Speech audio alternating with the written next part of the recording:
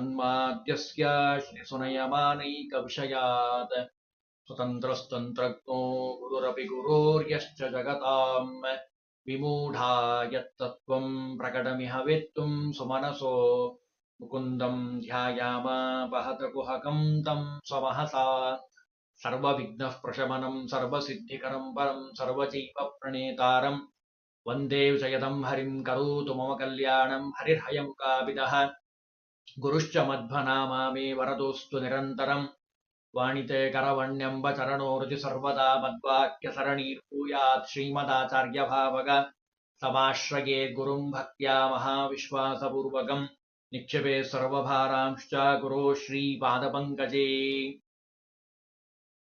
ಶ್ರೀಮದ್ಭಾಗವತ 4ನೇ ಸ್ಕಂದದಲ್ಲಿ ಬರುವಂತಹ ಆಖ್ಯಾನವನ್ನ ವಾದರಾಜಸ್ವಾಮಿಗಳವರು ಸಂಗ್ರಹ ಮಾಡಿ ನಮಗೆ ಕೊಡಿಸ್ತಾರೆ. ದೌಹಿತ್ರಾಣಾಂ ಕರ್ದಮಸ್ಯ, ಮಗಳ ಮಗನಿಗೆ ದೌಹಿತ್ರ ಅಂತ ಕರೀತಾರೆ. ಕರ್ದಮ ಋಷಿಗಳ ಹೆಣ್ಣು ಮಕ್ಕಳ ಸಂತತಿಯನ್ನ ಹೇಳ್ತಾರೆ. ಅದರಲ್ಲಿ ಬಹಳ ವಿಸ್ತಾರವಾಗಿರುವಂಥದ್ದು. ಜೊತೆಗೆ ದತ್ತಾತ್ರೇಯ ಭಗವಂತ ಅವತಾರ ಮಾಡಿರುವಂತಹ ವಿಷಯವು ಈ ಚತುರ್ಥ ಸ್ಕಂದದಲ್ಲಿ ಬರುವಂಥದ್ದು. ಅತ್ರಿ ಮತ್ತು ಅನಸೂಯರಲ್ಲಿ ಭಗವಂತ ದತ್ತಾತ್ರೇಯನಾಗಿ, ದತ್ತ ಅಂದ್ರೆ ಕೊಡ್ರಿ ಅಂತ ಅರ್ಥ, ಭಗವಂತ ಆ ಅತ್ರಿ ಋಷಿಗಳಿಗೆ ದತ್ತ ತನ್ನನ್ನೇ ಕೊಟ್ಟಿದ್ದಾನೆ. ಹಾಗಾಗಿ ಅವನಿಗೆ ದತ್ತಾತ್ರೇಯ ಅಂತ ಅವನನ್ನು ಕರೆದಿದ್ದಾರೆ. ಮುಂದೆ ರುದ್ರದೇವರ ಜೊತೆಗೆ ದಕ್ಷ ಪ್ರಜಾಪತಿ ದ್ವೇಷವನ್ನ ಮಾಡ್ತಾನೆ. ಅದು ಬಹಳ ವಿಸ್ತಾರವಾಗಿರುವಂತಹ ಕತೆ. ಅದನ್ನು ಸ್ವಲ್ಪ ಒಂದೆರಡು ಶ್ಲೋಕದಲ್ಲಿ ವರ್ಣನೆ ಮಾಡ್ತಾರೆ ವಾದರಾಜ ಸ್ವಾಮಿಗಳು. ದತ್ತಾತ್ರೇಯಾವತಾರಸ್ತು ರುದ್ರದ್ವೇಷ ಪ್ರಜಾಪತೇಹೇ. ರುದ್ರದೇವರು ಮನಸ್ಸಿಗೆ ಅಭಿಮಾನಿಯಾಗಿರುವಂತಹ ರುದ್ರದೇವರನ್ನ ಅವರ ಮಾವನಾಗಿರುವಂತಹ ದಕ್ಷ ಪ್ರಜಾಪತಿ ದ್ವೇಷವನ್ನ ಮಾಡ್ತಾನೆ. ಅದು ಹೇಗೆ ಅಂದ್ರೆ, ದೊಡ್ಡದಾಗಿರುವಂತಹ ಯಾಗವನ್ನ ಮಾಡ್ತಾನೆ. ಬೃಹಸ್ಪತಿ ಸವಾ ಅಂತ ಆ ಯಜ್ಞದ ಹೆಸರು. ದಕ್ಷಸ್ಯ ಯಜ್ಞ ಕರಣಂ ದೇವಾನಾಂಚ ಸಮಾಗಮಃ. ಎಲ್ಲರನ್ನೂ ಕರೀತಾನೆ. ಮಗಳನ್ನು ಕರಿಬೇಕಲ್ಲ, ಮಗಳನ್ನು ಅಳಿಯನನ್ನು, ಆದರೆ ಕರೆಯೋದಿಲ್ಲ. ಎಲ್ಲರೂ ಹೋಗ್ತಿರ್ತಾರೆ. ಸತೀದೇವಿಗೆ ಆಸೆ, ಪಾಪ ತವರ ಮನೆಗೆ ಹೋಗ್ಬೇಕು ಅನ್ನೋ ದೃಷ್ಟಿಯಿಂದ ರುದ್ರದೇವರನ್ನ ಕೇಳ್ತಾಳೆ. ಸ್ವಾಮಿ, ಮತ್ತೆ ನಮ್ಮ ತಂದೆ ಮನೆಯಲ್ಲಿ ಹೋಮ ನಡೀತಾ ಇದೆ, ಯಜ್ಞ, ನಾನು ಹೋಗ್ತೇನೆ, ನೀವೂ ಬರ್ರಿ ಅಂತ ಕರೀತಾಳೆ. ನಾ ಬರೋದಿಲ್ಲ ಅಂತಾರೆ. ಕರಿಯದೆ ಯಾರ ಮನೆಗೂ ಹೋಗ್ಬಾರ್ದು, ಅದರಲ್ಲೂ ಮಾವನ ಮನೆಗೆ ಮೊದ್ಲು ಹೋಗ್ಬಾರ್ದು. ಅಲ್ಲಿ ಇಬ್ರಿಗೂ ಸಂವಾದ ನಡೀತದೆ.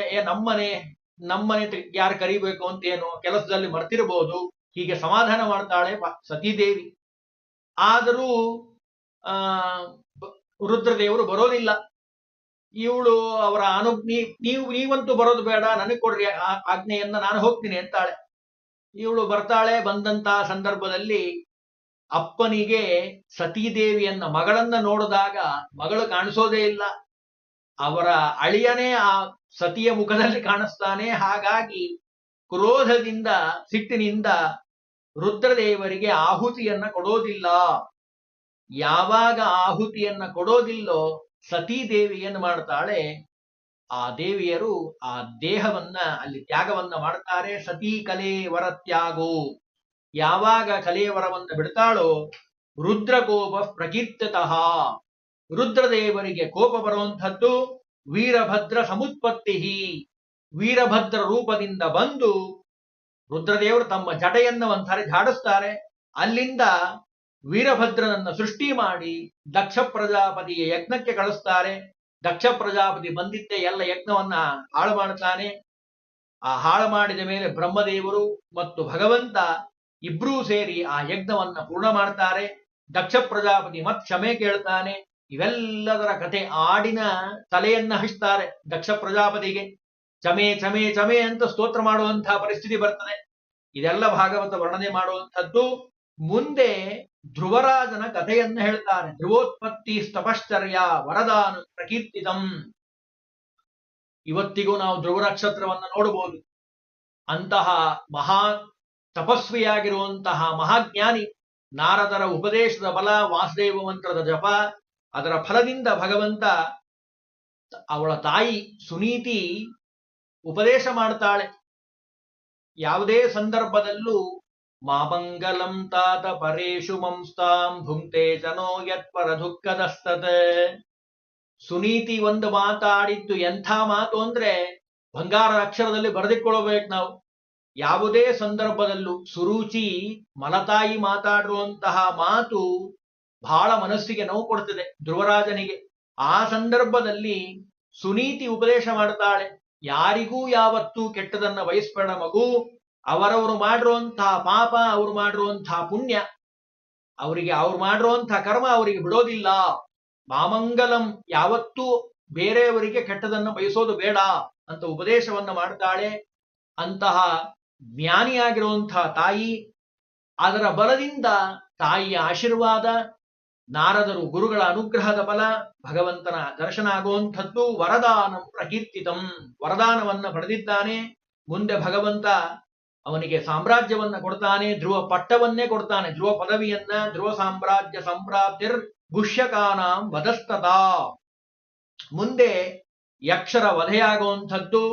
ವೇನನಿಂದ, ಅಧರ್ಮ ಕಾರ್ಯಗಳಿಂದ, ಅಪಚಾರಗಳಿಂದ ಆ ವೇನನ ಉತ್ಪತ್ತಿಯನ್ನ ಹೇಳ್ತಾರೆ. ಕಥೆಯನ್ನ ಬಹಳ ವಿಸ್ತಾರವಾಗಿರುವಂಥದ್ದು. ಎಲ್ಲ ಋಷಿಮುನಿಗಳೆಲ್ಲ ಬೇಸತ್ತು ಹೋಗ್ತಾರೆ. ವೇನನ ದುರಾಡಳಿತ, ದುರಾಚಾರ, ದುಷ್ಪ್ರವೃತ್ತಿಯಿಂದ ಬಹಳ ಬೇಜಾರಾಗಿರುವಂಥವರು ಋಷಿಗಳು ಹುಂಕಾರದಿಂದ ವೇನನನ್ನ ಸಂಹಾರ ಮಾಡ್ತಾರೆ. ವೇನಾಪಚಾರೋ ಹುಂಕಾರ ಋಷೀಣಾಂ ವೇನನಾಶನಂ. ಮುಂದೆ ವೇನನ ಭುಜಗಳನ್ನ ಮಥನ ಮಾಡ್ತಾರೆ. ಅಲ್ಲಿ ಆವಿರ್ಭೂತವಾಗಿರುವಂತಹ ರೂಪ ಪೃಥುರಾಜ. ಭಗವಂತನ ವಿಶೇಷ ಸನ್ನಿಧಾನ ಪೃಥುರಾಜನಲ್ಲಿ.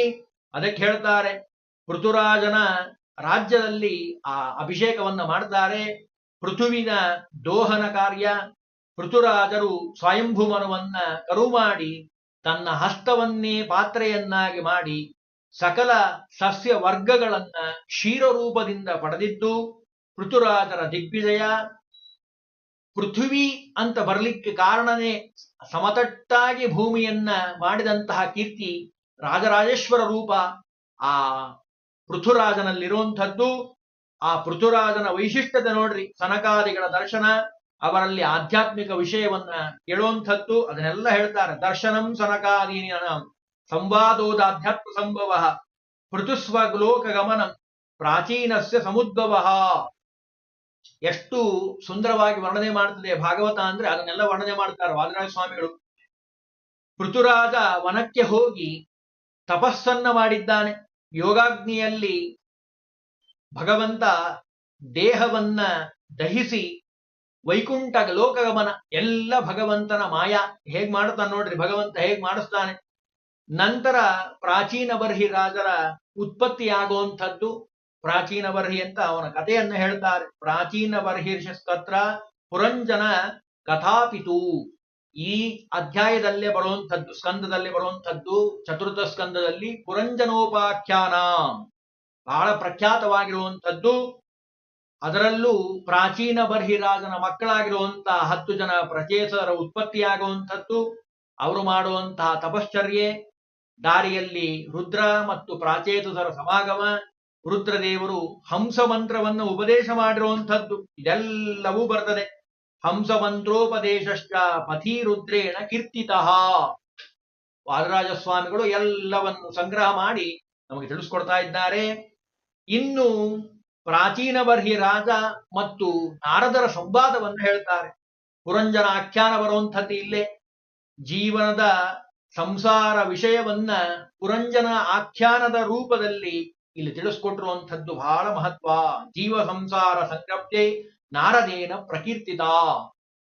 ಜೀವನ ಪುರಂಜನೋಪಾಖ್ಯಾನ ಬಹಳ ವಿಸ್ತಾರವಾಗಿರುವಂಥದ್ದು. ಒಂದೇ ಮಾತಿನಲ್ಲಿ ತಿಳಿಯೋದಾದ್ರೆ ಈ ಜೀವ ಬಹಳ ಅಶಾಶ್ವತವಾಗಿರುವಂಥದ್ದು. ಯಾವಾಗ ನಾವು ಬದುಕ್ತೀವಿ, ಯಾವಾಗ ಹೋಗ್ತೀವಿ ಅಂತ ಯಾರಿಗೂ ಗೊತ್ತಿಲ್ಲ. ನಾಳೆ ಮಾಡೋಣೆನ್ನ ಬ್ಯಾಡಣ್ಣ, ಕೇಳಣ್ಣ ನೀನು ಮಂದಮತಿಯೂ ಆಗಬೇಡಣ್ಣ. ದಾಸರಾಯರ ಮಾತನ್ನ, ಈ ಪುರಂಜನೋಪಾಖ್ಯಾನ ಹೇಳೋ ಮಾತನ್ನೇ ದಾಸರಾಯರು ಹೇಳಿರುವಂಥದ್ದು. ನಾಳೆ ಮಾಡ್ತೀನಿ, ನಾಡದ್ ಮಾಡ್ತೀನಿ, ಮುಂದಿನ ವರ್ಷ ಮಾಡ್ತೀನಿ, ರಿಟೈರ್ಮೆಂಟ್ ಆದ್ಮೇಲೆ ಮಾಡ್ತೀನಿ ಅಂತ ಯಾವತ್ತೂ ಅನ್ಬೇಡ. ಜೀವನ ಅಶಾಶ್ವತವಾಗಿರುವಂಥದ್ದು. ಯಾವ ಸುಖಗಳು ಇಲ್ಲಿ ಸಿಗುವಂತಹ ಸುಖ, ಸಂಸಾರದ ಸುಖ ಶಾಶ್ವತವಾದದ್ದಲ್ಲಪ್ಪ. ಭಗವಂತ ಮಾತ್ರ ಶಾಶ್ವತನಾಗಿರುವಂಥವನು. ಅವನನ್ನ ಹೊಂದಲಿಕ್ಕೆ ಪ್ರಯತ್ನ ಮಾಡು, ಸಾಧನೆ ಮಾಡಿಕೊಳ್ಳು ಅನ್ನೋ ಉದ್ದೇಶದಿಂದ ಆ ಪರಂಜನೋಪಾಖ್ಯಾನ ವಿಸ್ತಾರವಾಗಿರುವಂಥದ್ದು. ಪ್ರಚೇತಸರು ತಪಸ್ ಮಾಡಿ ವರವನ್ನ ಪಡೆದಿರುವಂಥದ್ದು. ಪ್ರಚೇತಸಾಂ ತಪಶ್ಚರ್ಯ ವರದಾನಂ ಚ ಕೀರ್ತಿತಂ. ಅದರೆಲ್ಲದ ವರ್ಣನೆ ಈ ಚತುರ್ಥ ಸ್ಕಂದದಲ್ಲಿ ಬರುವಂಥದ್ದು. ಕೊನೆಗೆ ಏಕಸ್ತ್ರಿಂಶಸ್ತದಾಧ್ಯಾಯ ಚತುರ್ಥ ಸ್ಕಂದ ಈರಿತಾಹ. ಈ 4ನೇ ಸ್ಕಂದದಲ್ಲಿ 31 ಅಧ್ಯಾಯಗಳಿಂದ ನಿರೂಪಿತವಾಗಿರುವಂಥದ್ದು ಅಂತ ಹೇಳಿ ಬಹಳ ಸುಂದರವಾಗಿ ವಾದರಾಜ ಸ್ವಾಮಿಗಳು ನಮಗೆ ಸಂಗ್ರಹ ಮಾಡಿ ಕೊಟ್ಟಿದ್ದಾರೆ.